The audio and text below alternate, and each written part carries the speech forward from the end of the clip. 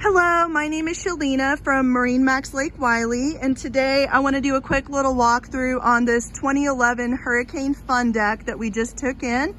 It does have a Yamaha 4-stroke engine with 250 horsepower, and it only has approximately a little over 50 hours on it. And we'll go ahead and climb up here. Got a really nice swim ladder, ski tow bar right here, and a beautiful layout as well. Coming up on the boat, we have a really nice entertainment section right here with the table, beautiful helm area as well, and again, got a little over 50 engine hours on it. We've got ski locker right here with a tremendous amount of storage space, very deep in there, so you can put all your safety equipment, life jackets, things like that in there. And really nice center walk-through layout right up here.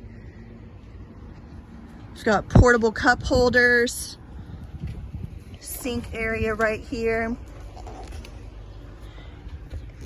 And the seats fold up to reveal a tremendous amount of storage space right there as well.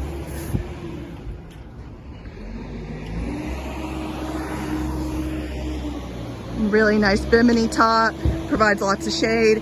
If you guys have any questions about this boat or any other boat on our website, feel free to give us a shout.